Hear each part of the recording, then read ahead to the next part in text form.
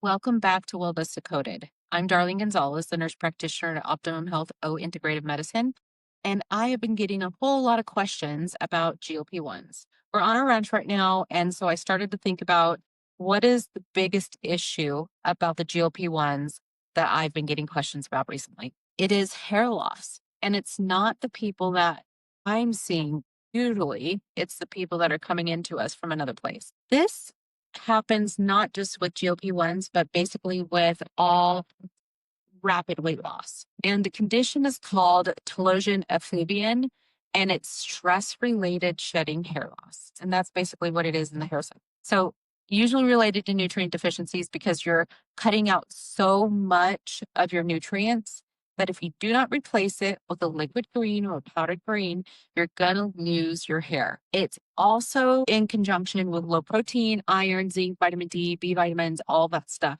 But the nutrients are vital for hair growth. It's also vital for your energy. So when I hear someone that's saying, I've got a lot of hair loss, I ask, well, how are you feeling? I'm crappy. So if you're feeling crappy, you're gonna have some hair loss. Make sure you're doing your greens, 1 scoop of greens every single morning in your protein, and you're going to cover that basis.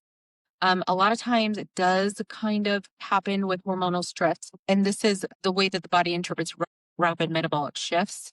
And so with stress, it can temporarily cause the hair follicle activity to pause. And so we have to think about that when we're actually losing our hair. What is it related to? And so sometimes you want to, if you're not losing rapid amount of weight, it might be a good idea to get your hormones checked. But how long does the hair loss last is what I'm asked. And it's usually about 2 to 4 months is when it starts. And so after that, your normal growth of hair is 6 to 12 months. So keep that in mind. If you want to prevent this, you have to increase your nutrients every single day, especially when you're on semaglutide. But that's with any diet. So who's most at risk? For those people that are losing greater than 10% of their body weight quickly, and people with a low baseline vitamin D, iron, protein intake. So my protocol is protein, water, and greens every single day.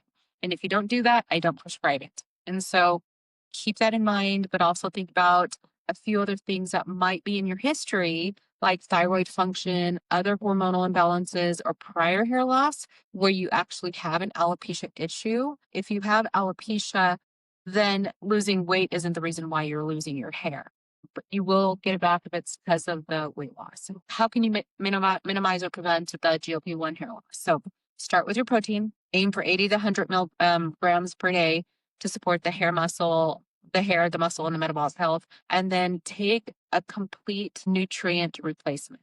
So that is what we call at our office, one that I've vetted is called Primal Harvest. And that is really good. It's a green that has all your ABCs, your superfood greens, your probiotics, gastric enzymes, and mushroom blend. Check your labs. That's another way. Ask your provider to monitor your iron, your ferritin, your vitamin D, your thyroid, and your B12, because those are the culprits usually. And then avoid extreme calorie restriction. So if you can, make sure you're eating every 2 to 3 hours, even when you're on the semaglutide. Believe it or not, if you restrict calories too much, you actually halt the weight loss. So what's the point, right?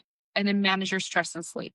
So both strongly affect hair cycle. If you're not getting enough sleep and you're highly stressed, then you're gonna have issues with the hair. So monitor that.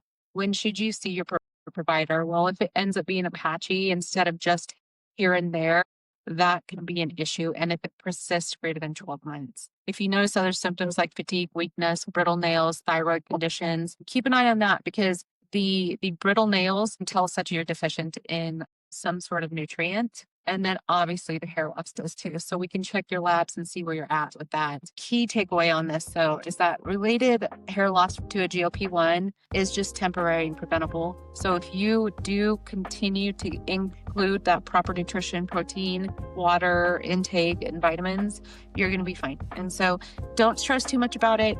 Make sure you keep that in mind. And I'm sorry, that's my puppy. He's a little whiny because we're out here at the ranch and he wants to be doing his zoomies, which is run around the ranch all over the place.